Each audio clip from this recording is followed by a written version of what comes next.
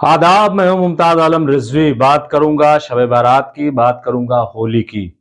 और सबसे पहले मैं मुबारकबाद पेश करूंगा मिल्लत इस्लामिया हिंद को और बरादरान वतन को भी, क्योंकि कल आप जानते हैं कि होलिका दहन था और कल ही शब बारात।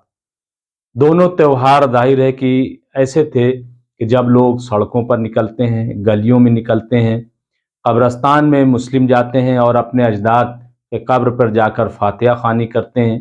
और इसी तरीके से होली दहन में भी लोग अपने दरवाजे या सड़कों पर या जहाँ जो जगह होती है वहाँ पर जा कर के होलिका दहन करते हैं।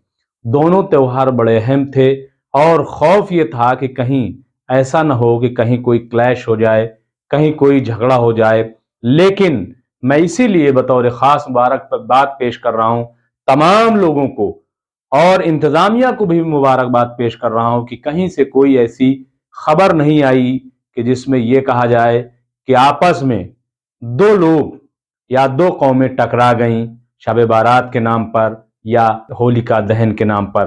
कहीं से ऐसी कोई खबर नहीं आई और यही हिंदुस्तान है, यही हिंदुस्तान की तस्वीर है। और जैसा कि मैंने कहा कि मैं इंतज़ामिया को भी, जो इंतज़ामिया है उसने भी बहुत ही अच्छी मिसाल पेश की है। अगर ये मिसाल इसी तरीके से कायम रहे तो जाहिर है कि आने वाले दिनों में भी इसी किस्म की तस्वीर सामने आए। और जो लोगों में खौफ पैदा हो जाता है, एक डर रहता है कि कहीं ऐसा ना हो कि झगड़ा हो जाए, लड़ाई हो जाए, फसाद हो जाए, दंगा हो जाए और फिर न जाने क्या क्या होगा, तो फिर इससे निजात एक तरीके से मिली है। तो ये जो चीज़ सामने आई है, ये जो बात सामने आई है, उसकी वजह यह है कि दोनों कौमों ने बहुत ही बेदारी का सबूत पेश किया है, बहुत ही दानिशमंदाना कदम उठाया है। और मुझे लग रहा है कि इसमें वालिदैन का भी बहुत बड़ा रोल रहा है, इसमें उलमाए कराम का भी बहुत बड़ा रोल रहा है और जो बरादरान वतन हैं उनके भी, जो सीनियर लोग हैं, जो बुजुर्ग हैं, उनका भी कहीं ना कहीं बहुत बड़ा रोल रहा है।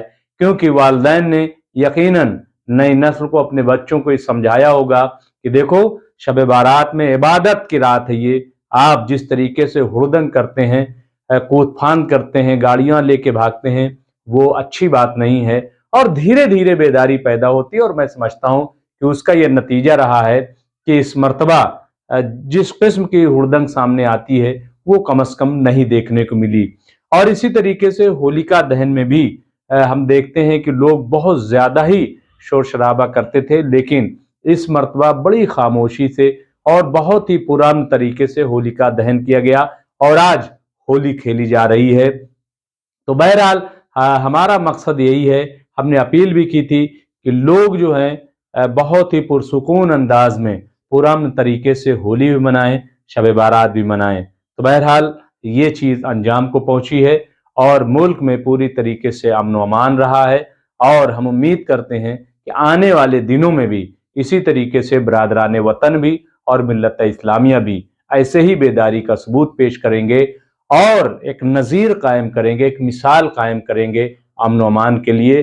और अगर यही माहौल रहा, यही हालात रहे, तो हम पूरे यकीन के साथ कह सकते हैं कि आने वाले दिनों में हमारा हिंदुस्तान दुनिया के लिए एक मिसाल बनकर उभरेगा। बहुत बहुत शुक्रिया।